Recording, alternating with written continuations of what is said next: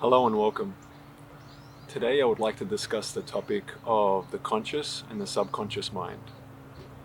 First, let's visit the term mind. I know this is a term for some people brings up much confusion, as it did for me. The term mind refers to the brain at work. The mind is what the brain does. And so I think a good question would then be, what is the conscious and subconscious mind at work? And what do they do? Well, the conscious mind at work is always interpreting and absorbing information from the world around it through our five senses, right? So through our smell, taste, touch, sight, and hearing, five, we are constantly bringing in information from the world around us. And our conscious mind is taking that information. And as it absorbs it, quite literally what is happening is vines of neural pathways, neural junctions, neural networks are growing within your brain. And it's quite remarkable to see. And when they connect, they create a pathway. And now a message can be traveling along that pathway, right? Now, as soon as these pathways are formed, what happens next is a chemical is released into our body from a different part of the brain that is also a part of that pathway.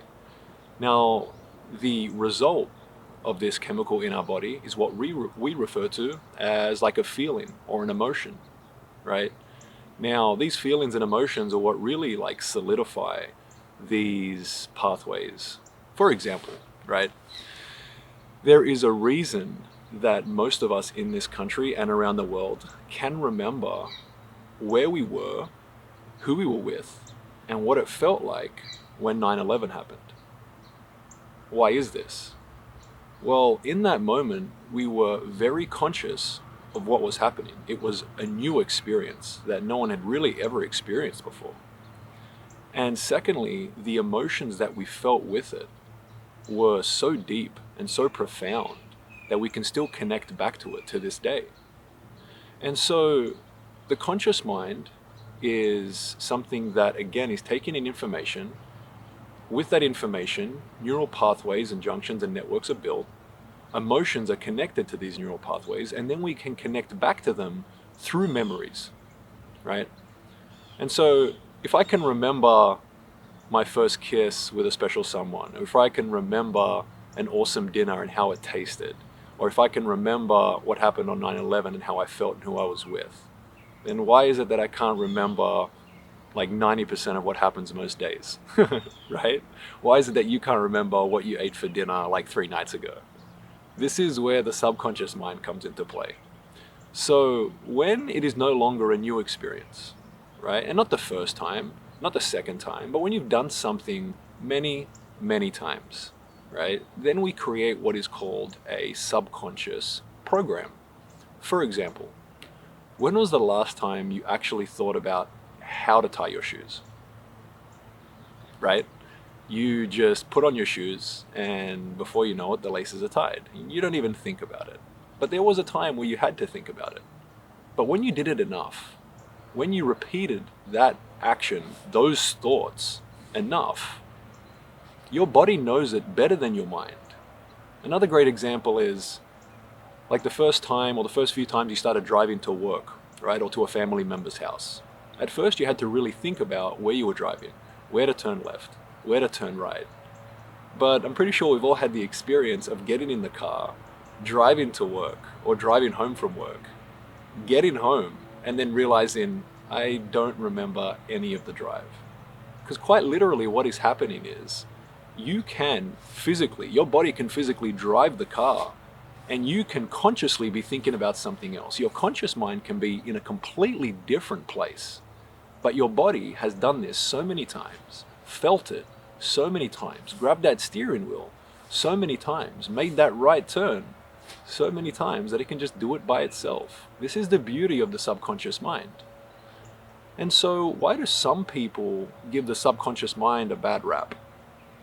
Well, let's look at some other angles of the subconscious mind. So the average person, by the time they're 35 years old, spends 95% of their day in the subconscious mind, right? which pretty much means that the average person by the time they're 35 is spending 95% of their day just hitting replay on a program from the past. And so not really consciously living their lives, not really consciously making decisions, not really consciously feeling what they would like to feel.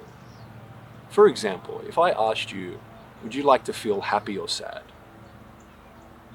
Would you like to feel frustrated or blissful? I think most people are going to pick happy and blissful, right?